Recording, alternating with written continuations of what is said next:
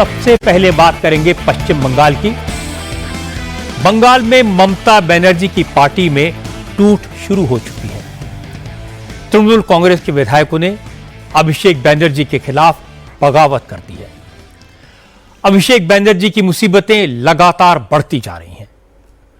ममता की पार्टी के विधायकों का दावा है कि अभिषेक बनर्जी ने विधायकों के फर्जी सिग्नेचर करके चिट्ठी स्पीकर को दी थी।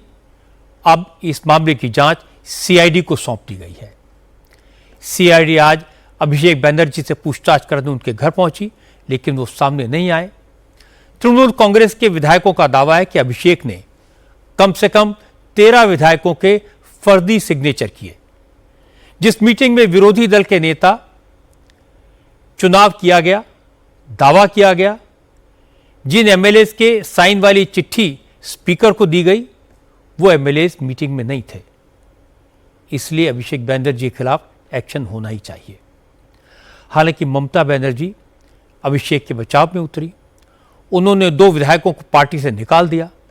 ममता ने कहा कि कुछ विधायक और सांसद सरकार के प्रेशर में, कुछ डर कर और कुछ लालच में पार्टी के खिलाफ बोल रहे हैं, लेकिन वो डरने वाली नहीं है। तृणमूल कांग्रेस के विधायकों ने कहा कि ममता बड़ी नेता हैं, ईमानदार हैं, लेकिन अभिषेक बनर्जी ने पार्टी को पर्सनल प्रॉपर्टी समझ लिया है। पार्टी के सांसदों और विधायकों को घर के नौकर की तरह ट्रीट करते हैं। उन्होंने कहा कि अभिषेक के कर्मों के कारण ही तृणमूल कांग्रेस की लुटिया डूबी है। अभी भी अगर ममता ये बात समझ जाएं तो पार्टी बच सकती है। तृणमूल कांग्रेस के विधायकों ने, पार्टी के प्रवक्ताओं ने आज जिस तरह खुलकर बयानबाजी की, उसका सियासी मतलब क्या है? क्या ममता की पार्टी का वही हाल होगा जो महाराष्ट्र में उद्धव ठाकरे और शरद पवार की पार्टियों का हुआ? तृणमूल कांग्रेस के कितने विधायक ऐसे हैं जो टूट सकते हैं? बीजेपी की रणनीति क्या है और अब ममता क्या करेंगी? इन सारी बातों की चर्चा करेंगे आज की बात में, लेकिन सबसे पहले आपको ये दिखा दूं आज कोलकाता में दिन भर क्या क्या हुआ। आज बंगाल पुलिस दिन भर अभिषेक बनर्जी से पूछताछ करने की कोशिश करती रही और अभिषेक बनर्जी गायब हो गए। उन्होंने हेल्थ ग्राउंड पर पूछताछ में शामिल होने से इनकार कर दिया। इसके बाद शाम को सीआईडी की टीम अभिषेक बनर्जी के घर पहुंच गई। हालांकि अभिषेक बनर्जी घर पर ही थे, लेकिन वो जांच टीम से नहीं मिले। इसके बाद सीआईडी की टीम 8 जून को पूछताछ में शामिल होने का नोटिस सर्व करके वापस लौट आई। अभिषेक बनर्जी के खिलाफ जांच सरकार ने शुरू नहीं की। बंगाल असेंबली के स्पीकर रथिंद्र बोस ने विधायकों के फर्जी सिग्नेचर वाली चिट्ठी की जांच सीआईडी को सौंप दी है। नोट करने वाली बात है कि स्पीकर को जो चिट्ठी सौंपी गई है, उस चिट्ठी में फर्जीवाड़े और एमएलए के जाली सिग्नेचर की शिकायत तृणमूल कांग्रेस के विधायकों ने ही की है। असल में अभिषेक बनर्जी ने पार्टी के महासचिव की हैसियत से 20 मई को स्पीकर को एक लेटर लिखा था, जिसमें दावा किया गया था कि पार्टी के विधायकों ने शोभन देव चैटर्जी को विपक्ष का नेता चुना है। इसलिए स्पीकर शोभन देव चैटर्जी को विपक्ष के नेता के तौर पर मान्यता दें।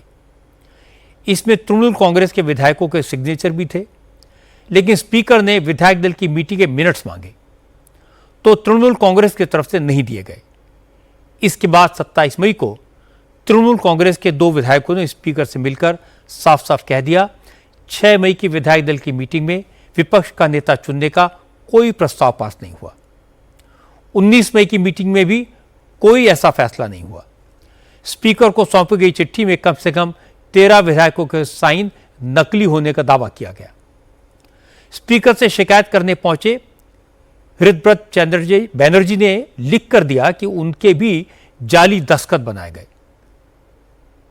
सफलता का उपचुनाव में जब पुष्पा भाग गया तो मैं असेंबली में बोला था, मैं और संदीपन दोनों ने 19 तारीख पार्टी का जो मीटिंग था, उस मीटिंग में पूछे थे कि पुष्पा को क्यों नहीं एक्सपेल किया जा रहा है, क्या पुष्पा के भाई, तो बोला गया था ट्वीट देख लीजिए। अगर कोई सवाल पूछने से बोला जाएगा कि ट्वीट देख लीजिए, इसीलिए हम लोग, मैं और संदीपन दोनों, हम लोग गए नहीं थे कल का मीटिंग में, क्योंकि अगर मीटिंग में जाकर हम लोग कुछ बोल नहीं पाएंगे, बोला जाएगा कि ट्वीट देख लीजिए, उसका कोई मतलब नहीं बनता है।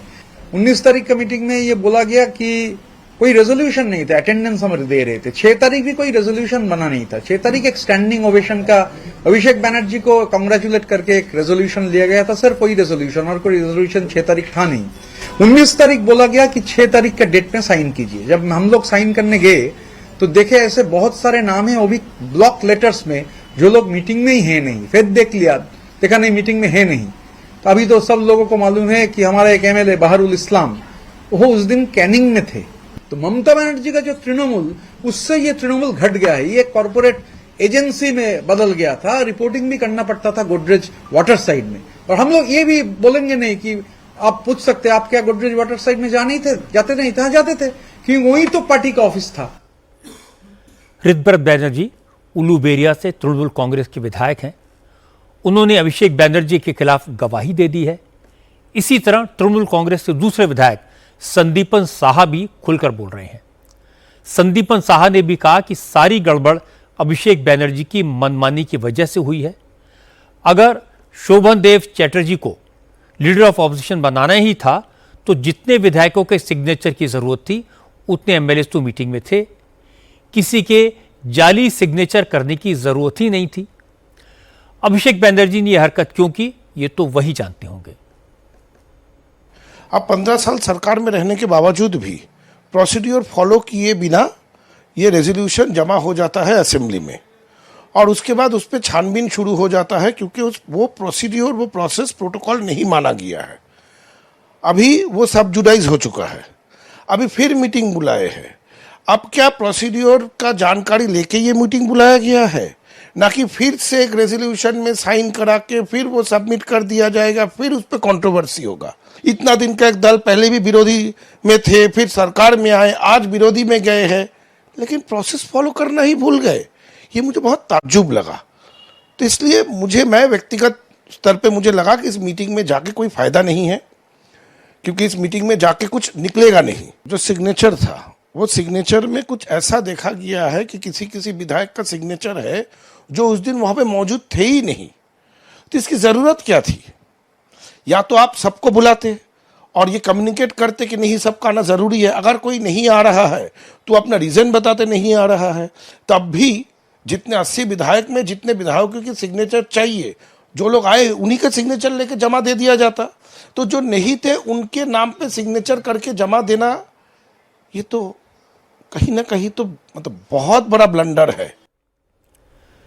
तृणमूल कांग्रेस ने पहले तो इस मामले को दबाने की कोशिश की, लेकिन पार्टी के विधायक सरेआम इल्जाम लगाने लगे तो ममता बनर्जी ने ऋतव्रत बैनर्जी और संदीपन साहा दोनों को पार्टी से निकालने का फरमान जारी कर दिया। इसके बाद कुणाल घोष ने कहा, जो विधायक आज पार्टी को कोस रहे हैं वो मौका परस्त हैं। अगर ममता बनर्जी जीत जाती तो यही लोग मंत्री पद के लिए लॉबिंग कर रहे होते। कुणाल घोष ने कहा कि अगर विधायकों को कोई दिक्कत थी वो पार्टी फोरम पर बात उठा सकते थे, स्पीकर के पास जाकर शिकायत करने की क्या जरूरत थी। जो एमएलए जीत के आए, अभी फर्स्ट टाइमर एमएलए, अगर उसका ऑब्जर्वेशन में आया ये ठीक नहीं हुआ, अगर उसका ऑब्जर्वेशन में आया तो ममता दीदी को लेटर दे सकते थे। वो लोग स्पीकर को लेकर लेटर दे रहे हैं। हमारा ऑपोजिशन लीडर के लिए जितना एमएलए होना चाहिए उससे ज्यादा एमएलए है। तो वो अगर वो first timer MLA, we can't imagine, ये लोग बड़ा बड़ा बात कर रहे हैं। इंडिपेंडेंट नहीं जीता, तृणमूल कांग्रेस का कैंडिडेट था, और जीतने के बाद वो स्पीकर को खत लिख रहा है। अगर कुछ उनको ऑब्जर्वेशन में ठीक नहीं समझा तो ममता दीदी को बोल सकते थे, खत लिख सकते थे। तो स्पीकर का खत क्यों? थैंक्स टू शुभेंदु अधिकारी, उन्होंने एक्सपोज कर दिया। कुणाल घोष जो कह रहे हैं उसका मतलब यह है कि वो मान रहे हैं कि अभिषेक बैनर्जी ने विधायकों को फर्जी साइन वाली चिट्ठी स्पीकर को सौंपी, लेकिन ये कोई बड़ी बात नहीं है। अगर विधायकों को दिक्कत थी तो वो स्पीकर के पास जाने के बजाय पार्टी में ही अपनी बात रखते। इसीलिए ऋतव्रत बैनर्जी ने कुणाल घोष को तुरंत जवाब दिया। उन्होंने कहा वो इस तरह की गड़बड़ों की शिकायत तो दर्जनों बार पार्टी फोरम पर कर चुके हैं, लेकिन क्या एक्शन हुआ। ऋतव्रत बैनर्जी ने कहा, कुणाल घोष भी सब जानते हैं, उन्हें भी मालूम है कि पार्टी में अभिषेक बैनर्जी के खिलाफ बोलने का मतलब क्या होता है। इसके बाद भी कुणाल घोष इस तरह की सलाह इसलिए दे रहे हैं क्योंकि उन्हें तृणमूल कांग्रेस में ही रहना है। 3 दिन घुसने नहीं दिया पुलक राय ने, उलुबेरिया का सरकार बोलते हैं जिन लोगों को। फिर पूरा चुनाव का अंतर्घात हो रहा था, बार बार बोले हैं चुनाव हार जाएंगे जो हो रहा है, बोला नहीं देखेंगे देखेंगे। जिस दिन चुनाव था मेरा जो एजेंट्स है, पोलिंग एजेंट्स अंदर नहीं घुस पा रहे थे। खास करके जब मैं बोला चुनाव के दिन कि मैं प्रेस कॉन्फ्रेंस करूंगा, तब आईपैक से मुझे बोला गया चुनाव के तुरंत बाद उलुबेरिया म्यूनिसिपैलिटी का चेयरमैन अभय दास और अकबर शेख के खिलाफ कार्रवाई किया जाएगा, मगर आप प्लीज पुलक राय के खिलाफ मत बोलिए। 3,67,000 10,000 हाउसिंग फॉर ऑल का घर नहीं है उलुबेरिया में, और एक घर का कीमत है 3,67,000 रुपीज। तो मैं तो ये बोल नहीं पाऊंगा ये सच है या गलत है, मगर 100 में अगर 90 लोग बोल रहे हैं इतना बड़ा करप्शन है। और खास करके जो म्यूनिसिपैलिटी का चेयरमैन है, जो आधा बीड़ी फूकते थे, 1,000 करोड़ रुपया से ज्यादा उसका प्रॉपर्टी है। अभी अरेस्ट वगैरह भी हुए। मैं तो एक पुलक राय जी का जो राइट हैंड मैन था दीपू बोल के, जो बहुत सारे कॉलेजेस का मालिक है, ये भी देखना चाहिए कॉलेजेस में किसका पैसा है। तो ये सब बोले थे, मैंने ऐसा नहीं कि आज बोल रहे हैं, उसका प्रमाण भी मेरे पास है। जो नेता आज अभिषेक बैनर्जी के खिलाफ बोल रहे हैं उन्हें तृणमूल कांग्रेस के नेता गद्दार बता रहे हैं। आज ऋतव्रत बैनर्जी ने कहा सही बात कहने वालों को जो गद्दार कह रहे हैं वो खुद जनता के बीच नहीं जा सकते, क्योंकि जनता उन्हें देखकर चोर चोर के नारे लगाती है। ऋतव्रत ने कहा कि ममता बनर्जी बड़ी नेता हैं, उनका सम्मान सब करते हैं, लेकिन अब तृणमूल कांग्रेस ममता बनर्जी की नहीं अभिषेक बैनर्जी की पार्टी हो गई है, इसीलिए पार्टी के ज्यादातर नेता घुटन महसूस करने लगे हैं। दीदी इज अ रेस्पेक्टेड लीडर, और दीदी का जो माने पॉलिटिकल लड़ाई और दीदी का जो तृणमूल दीदी ने बनाया था, ये वो तृणमूल है नहीं। ये तृणमूल एक कॉर्पोरेट एजेंसी है। इसलिए जो पोल डिबैकल है, पोल डिबैकल के रेस्पॉन्सिबिलिटी जब इतने अब कैंपेन में गए, इतने सारे भाषण हुआ, 4 तारीख के बाद डीजे बजेगा, तो चुनाव के बाद नतीजे आने के बाद 26 दिन घर में क्यों रुकना पड़ा? ये लोग बोल रहे हैं, और जो लोग बोल रहे हैं गद्दार है, तो ठीक है गद्दार बोल रहे हैं, चोट तो नहीं बोल रहे हैं। मैं उलुबेरिया में जाता हूं, अकेले गाड़ी लेकर जाता हूं, पूरी दिन रहकर वापस आता हूं, किधर भी कोई दिक्कत नहीं है, कोई दिक्कत नहीं है पूरी केंद्र में, और किधर भी चोट चोट चोट चोट सुनना नहीं पड़ रहा है। एक्चुअली ब्रेक फेल हुआ एक गाड़ी है, तो ब्रेक फेल हुआ गाड़ी जिधर भी जा सकता है। जब हालात हाथ से निकलने लगे तो ममता बनर्जी सामने आई। हालांकि उन्होंने मीडिया से सीधे बात नहीं की, पब्लिक के बीच नहीं आई, सवालों के जवाब नहीं दिए, फेसबुक के जरिए अपनी बात कही। ममता ने कहा उनकी पार्टी के जो लोग आज बगावती तेवर दिखा रहे हैं, जो लोग आज पार्टी के खिलाफ बोल रहे हैं, उन सब के पीछे बीजेपी का हाथ है। ममता बनर्जी ने कहा कि बीजेपी तृणमूल कांग्रेस को तोड़ने की कोशिश कर रही है, अभिषेक बनर्जी को टारगेट किया जा रहा है, लेकिन वो डरने वाली नहीं है, न वो मैदान छोड़ेंगी और ना ही अभिषेक पीछे हटेंगे। ये जो बीजेपी पार्टी है क्या कर रहे हैं? हमारा 2,500 पार्टी ऑफिस तोड़ दिया, हमारा 10,000 का करीब वर्कर को अरेस्ट किया, हमारा हॉल पंचायत को जाके लूट कर रहा है, ताला लगा रहा है, काउंसिलर को घर से निकाल नहीं देते हैं, फोर्सफुली रेजिग्नेशन कर रहा है, एमपी लोगों को डर दिखाता है, बोलता है पार्टी तोड़ो, पुलिस को देके। उसका बाद बीजेपी का फोन जाता है, पुलिस कहता है एमएलए को अगर आप निकालेंगे तो आपको हम अरेस्ट करेंगे, ईडी आएंगे, सीबीआई आएंगे, आपको घर से हम निकालने नहीं देंगे। और कहते हैं बीजेपी जिसको रिकमेंड किया है, जिसको हम एक्सपेल कर दिया आज पार्टी से, हमारा डिसिप्लिनरी कमेटी, उसको नेतृत्व में जाके आप पार्टी तोड़ो। और इसका पीछा में, पर्दा का पीछा में क्या है? दिल्ली तो है ही जरूर। लेकिन मुख्यमंत्री शुभेंदु अधिकारी ने साफ साफ कह दिया तृणमूल कांग्रेस में जो हो रहा है इससे बीजेपी का कोई लेना देना नहीं है। अभिषेक बनर्जी के खिलाफ जांच का आदेश भी सरकार ने नहीं दिया है। तृणमूल कांग्रेस के विधायकों की शिकायत पर स्पीकर ने जांच सीआईडी को सौंपी है। शुभेंदु ने कहा कि तृणमूल कांग्रेस के पापों का घड़ा भर चुका है, अब कानून के मुताबिक पूरा हिसाब होगा। टीएमसी बंगाल का जनता का साथ तो भ्रष्टाचार किया है, अभी उनका खुद एमएलए का साथ भ्रष्टाचार कर रहा है। टीएमसी चोर है, आपने खुद चुने हुए एमएलए का सिग्नेचर चोरी कर रहा है, इसलिए जनता को ये मालूम होना चाहिए इसमें बीजेपी और सरकार का कोई रोल नहीं है। टीएमसी का लोग बड़ा बड़ा बानी दे रहा था, स्वैराचार, वेंडेटा, ये अपने जाल में आपने खुद फंस गया ना, आपने फंस गया। आपने एमएलए लोग कंप्लेन किया, कंप्लेन बीजेपी नहीं किया, स्पीकर साहब नहीं किया, असेंबली का सचिव नहीं किया।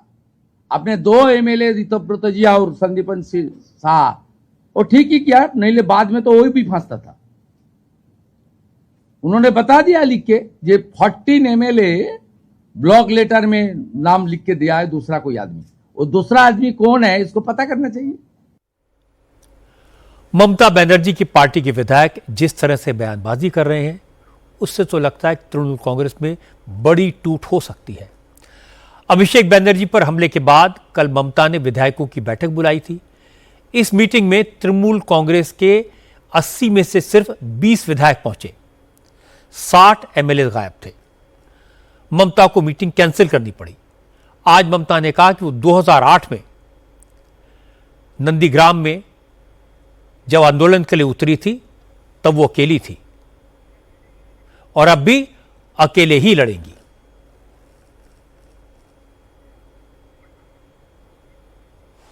एक अभिषेक को जैसा पिटाया, जैसा मारा, पुलिस का पास पूरा इंफॉर्मेशन था और लोकल कोई नहीं था, बाहर से अब लेके आया। एक दिन पहले वो लोगों को खाना का पैकेट भेज रहा था, वो वीडियो हमारे पास है। आपने पूरा तैयार किया है बीजेपी स्पॉन्सर्ड टेररिज्म, और अरेस्ट किया किसको? जो तृणमूल कांग्रेस का वर्कर अभिषेक को बचाने गया। एक सांबादिक भी, मीन्स एक प्रेस जर्नलिस्ट, उन्होंने भी अभिषेक को बचाने गया। हमारा सामने बैठ के मैंने सुना कि पुलिस का फोन आ रहा था, बीजेपी नेता लोगों को फोन आ रहा था, नाम भी मेरे को पता है, कौन किया था वो भी पता है। कहता है कोई एडमिशन नहीं होगा, पूरा बॉडी में उसका ब्रूस है, मारने का चिन्ह है। तो वो हॉस्पिटल भी मेरे को मिडनाइट में कहा कि आप इसको ले जाइए, और पुलिस फोर्स की आप बोल दो उसको कुछ नहीं हुआ है, without doing any scan, any medical treatment. Midnight में एक पेशेंट को हमको सलाइन लेके साथ में बाहर से डॉक्टर ले आके, नर्स सिस्टर ले आके, जो सिस्टर का काम करते हैं जिसको मालूम है, हमको घर में मेडिकल सेंटर बनाने पड़ा। अभिषेक बनर्जी से चाहे जितनी नाराजगी हो, उन पर हमला करना, गाली देना, उनके साथ मिसबिहेव करना, यह बिल्कुल गलत है। अभिषेक बनर्जी से जनता को जो नाराजगी थी, जनता ने अपने वोट से उन्हें सजा दे दी। लोकतंत्र में गुस्सा जाहिर करने का इससे अच्छा और तरीका नहीं हो सकता। मार पिटाई करके गुस्सा उतारना जनता के इसी फैसले का अपमान है। किसी पर भी हाथ उठाने को, धक्का मुक्की करने को, स्याही फेंकने को सपोर्ट नहीं करना चाहिए। ये लोकतांत्रिक मूल्यों के खिलाफ है, हमारी संस्कृति के विरुद्ध है। अच्छा होता कि चीफ मिनिस्टर शुभेंदु अधिकारी अभिषेक बनर्जी पर हुए हमले की निंदा करते और अपनी पार्टी के कार्यकर्ताओं को समझाते। ममता ने बीजेपी को टारगेट किया है, लेकिन तृणमूल कांग्रेस के विधायकों को यह बात बुरी लगी। हावड़ा सेंट्रल से तृणमूल कांग्रेस के विधायक अरूप रॉय ने कहा कि बंगाल के लोग सब देख रहे हैं, ममता को अभिषेक की फिक्र है, लेकिन जब तृणमूल कांग्रेस के सांसद पीटे जा रहे थे, विधायकों पर हमले हो रहे थे, तब ममता खामोश क्यों नहीं, उस वक्त क्यों नहीं बोली? দলের এই মুহূর্তে যেটা উচিত ছিল, কর্মীদের পাশে দাঁড়ানো, কর্মীদের দেখা, জেলায় জেলায় কর্মীরা মার খাচ্ছে, এমএলএ মার খাচ্ছে, এমপি মার খাচ্ছে, তাদের পাশে দাঁড়ানো, এটা দল সঠিকভাবে করে। কিন্তু এখানে কর্মীরা কেমন না সমীর পাঁজা মার খেয়েছে, তার বাড়ির সব বাড়িতে ঢুকতে পারে। সমীর পাঁজা বাড়ি থেকে আউট, বাড়িতে ঢুকতে পারেনি, বাড়ির সামনেই মার খেয়েছে। তাকে একটা ফোন পর্যন্ত রাজ্যের নেতৃত্ব করে, সে তো এমএলএ একটা। আমরা 80 জন এমএলএ জিতেছি, একটা ছোটখাটো ব্যাপার না। আমরা কদিন আগে ক্ষমতায় ছিলাম, সরকারে ছিলাম। একটা ফোন পর্যন্ত তাকে দিয়ে अरूप राय की बात आपको हिंदी में समझा देता हूं। उन्होंने कहा कि नाजुक मौके पर पार्टी को कार्यकर्ताओं के साथ खड़ा होना जरूरी था, लेकिन ऐसा नहीं हुआ। अलग लफ्जों में टीएमसी विधायक और सांसदों को पीटा जा रहा है। पार्टी को उनका साथ देना चाहिए था, लेकिन पार्टी ने ऐसा नहीं किया। अरूप रॉय ने कहा टीएमसी विधायक समीर पांजा को उनके घर के सामने पीटा गया, लेकिन पार्टी की तरफ से उन्हें एक फोन तक नहीं किया गया, जबकि वो आम कार्यकर्ता नहीं, पार्टी के विधायक हैं। अभिषेक बैनर्जी पर हमले के मामले में संदीपन साहा ने भी ममता को घेरा। उन्होंने कहा पब्लिक बुरी तरह नाराज है, ये बात टीएमसी को समझ लेनी चाहिए और इस नाराजगी की वजह जानने के लिए ममता बनर्जी और अभिषेक को अपने गिरेबान में झांकना चाहिए। कि अटैक क्यों हुआ ये तो वही बोल पाएंगे। डायमंड हार्बर मॉडल चलता था, साउथ कोलकाता में जहां भी आप देखते थे सभी तो अभिषेक बैनर्जी का ही समर्थक दिखता था। तो अब अचानक वो समर्थक और समर्थक क्यों नहीं रहे, इसका जवाब मुझे लगता है सबसे अच्छा अभिषेक बैनर्जी ही दे पाएंगे। देखिए पब्लिक तो नाराज है, ये साफ दिख रहा है। नाराज बहुत सारे कारण से है। एक जमाना था ममता बनर्जी के सामने किसी की आवाज नहीं निकलती थी। अपनी पार्टी में तो क्या, विरोधी भी कुछ कहने से घबराते थे। सरकार बदली, सब एकाएक बदल गया। अब अपनी पार्टी के एमएलए बगावत करने लगे, जगह जगह तृणमूल कांग्रेस के पार्षद पार्टी छोड़ने लगे। ममता ने 80 एमएलए को बुलाया था, 20 आए। ममता के लिए शॉकिंग है। लेकिन पार्टी छोड़कर जाने वाले कहते हैं दीदी तो ठीक है, लेकिन दादा ने बहुत डराया, बहुत सताया। जो ममता की तारीफ करते हैं वो अभिषेक बैनर्जी को कोसते हैं, लेकिन ममता किसी भी हाल में अभिषेक बैनर्जी का साथ छोड़ने के लिए तैयार नहीं है। इसलिए अगर तृणमूल कांग्रेस टूट जाए, पार्टी के विधायक बगावत कर दें, तो आश्चर्य नहीं होना चाहिए।